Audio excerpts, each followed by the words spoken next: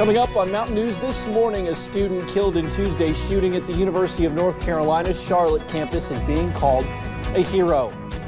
And in the fall of last year, we saw a massive spike in hepatitis A cases across the region. We will tell you about the current state of the outbreak. Plus, a Tennessee recycling facility went up in flames yesterday. We will tell you more details on that.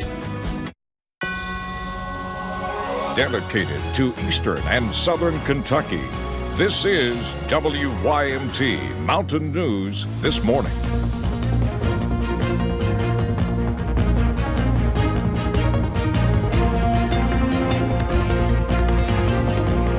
Good morning. It is 6 o'clock. It is also Thursday. It is also May the 2nd.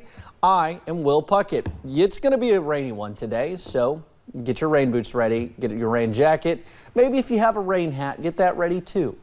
Brandon has the forecast of what to expect as you step out the door this morning. And Brandon, warm temperature actually dropping relatively around much of the region, but we're starting to see rain pop up on radar. Yeah, we're starting to see a few little discrete cells this morning, but for the most part, dry for most of us. And that trend will continue off and on throughout the day. The better chances for rain come this afternoon, this evening. Let's take a look at live pinpoint Doppler radar. I'm going to take you on a brief tour this morning. A couple spots we're watching just to the east of West Liberty there, actually moving into western West Liberty now as we go through up into Morgan County. We scoot down into Owsley County. Little cell just developed in the last few minutes just south of Booneville there. We're in the Cow Creek area going back over toward Turkey there, and I believe that's in Breathitt County there. So we're going to continue to watch those cells this morning, and you see temperatures in the 60s and close to 70, from 60 to 70 Monticello to Prestonsburg, statewide in the 60s everywhere, and we see that temperatures are going to climb today on the WYMT weather app, but scattered chances for rain will be around 82, your forecast high. I'll have more on those rain chances coming up here in just a few minutes. Will?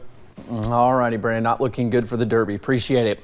A student killed in Tuesday's shooting at the University of North Carolina's Charlotte campus is being called a hero for rushing the gunman as he opened fire. Reed Binion has more.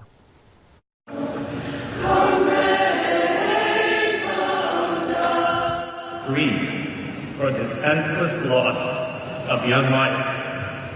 A tight-knit community in mourning at the University of North Carolina's Charlotte campus, packing a stadium from floor to ceiling, remembering two classmates killed in Tuesday's shooting, including 21-year-old Riley Howell, who's being hailed as a hero after he was killed in an act of selflessness. Did exactly what we train people to do. You're either going to run, you're going to hide and shield, or you're going to take the fight to the assailant. Howell was shot point blank trying to take down the shooter, who charged into a classroom with about 30 students inside. For his work, the assailant may not have been disarmed. Unfortunately, he gave his life in the process, but his sacrifice saved lives. Howell's family says he dreamed of serving in the military or becoming a firefighter. They said in a statement, quote, "He was everyone's protector, always standing up for what he believed in and lending a strong back to those in need." We will not emerge unchanged, but we will emerge united and stronger. I'm Reed Binion reporting. True hero indeed. Classes will resume at the university today. Exams are canceled through Sunday. WikiLeaks founder Julian Assange is heading to a UK prison for violating his bail. This is video of a van carrying Assange pulling up to the courthouse Wednesday for the hearing. A British judge sentenced Assange to 50 weeks in prison, 3 weeks after authorities removed him from the Ecuadorian embassy in London. The 47-year-old was wanted for questioning in Sweden on sexual assault and rape allegations when he entered the embassy back in 2012. Some Alabama state lawmakers are hoping the legislation they just passed will lead to a Supreme Court battle. The Republican-led Alabama House has passed legislation to criminalize abortion. The bill, if signed into law, would make abortion a Class A felony that carries a maximum prison sentence of 99 years. Under the proposal, attempted abortion would be a Class C felony with a sentence up to 10 years in prison. Dozens of protesters marked May 1st, known as May Day, with demonstrations in Seattle. City officials expected about 650 people alone at the 20th annual March for Worker and Immigration Rights in downtown Seattle. May Day has shared a date with International Workers' Day since the 1880s. Labor unions around the world often hold protests to commemorate the day. May Day protests were held around the world yesterday, and in some cities like Paris, they turned violent. Police in Paris fired tear gas to keep anti-government protesters back as demonstrators packed the streets. Security forces deployed drones to keep an eye on crowds full of activists who joined union workers to reject President Emmanuel Macron's economic policies. Police arrested more than 100 hardline protesters.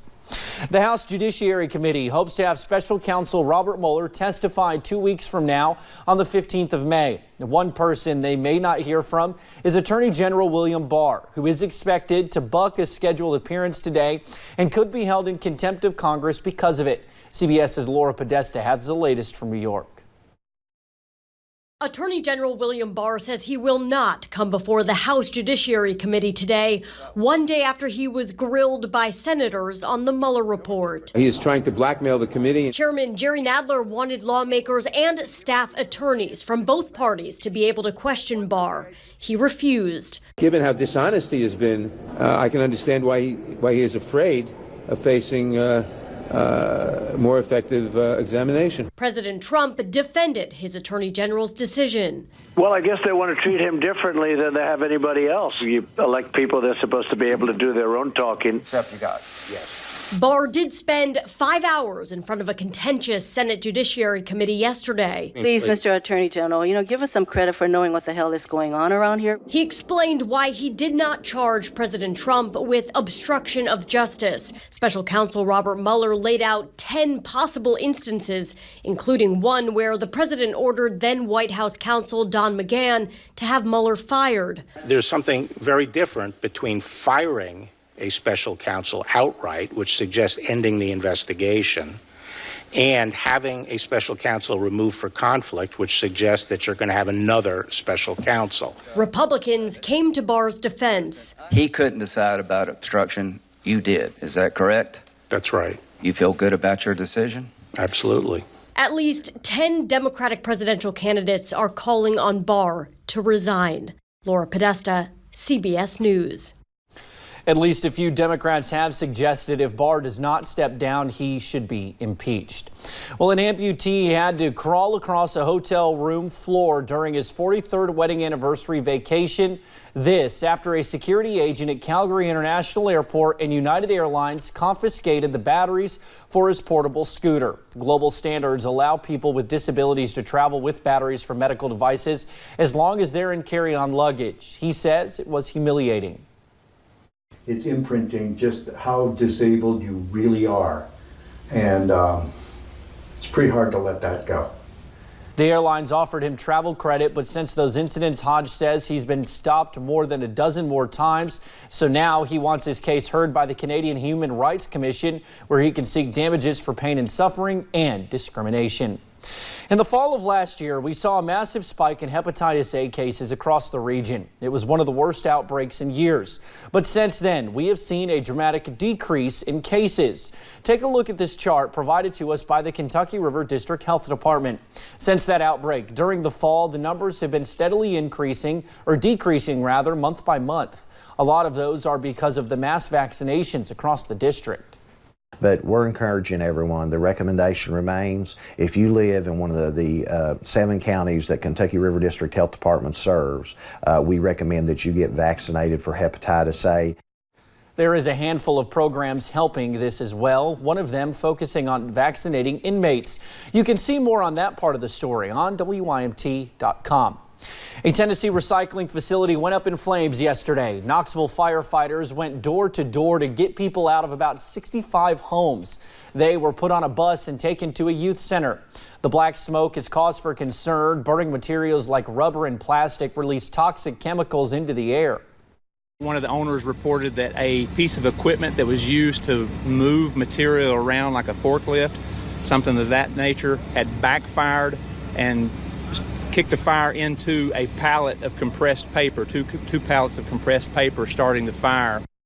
Firefighters are using an excavator to determine the exact location of the fire by digging through piles of trash. The 25 employees at Loudon Waste and Recycling Center were evacuated and no one was hurt.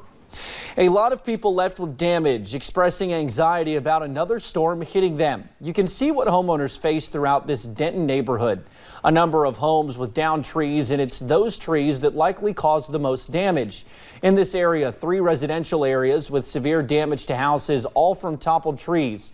Jeff Bridges lost 1 car, and he was inside his house when those 90-mile-per-hour winds from that tornado sent a tree slamming into the roof. It was a real loud roaring sound, and that's why I took off running. I was going to try to make it to the bathroom, but when that tree was up, I figured, you ain't got time, so I just grabbed hold of the wall and was waiting for the roof to rip off. This story is in Texas. No worries here in the Commonwealth. No injuries were reported in the Denton tornadoes. Well, a town in Missouri has been told to evacuate ahead of flooding expected this weekend. Voluntary evacuations were announced for West Alton on Wednesday. The Missouri River is expected to crest 13 feet above the flood stage, which could send water over the levees. Some highways in the area could also end up underwater. People are told to protect their property and get people and pets out of harm's way.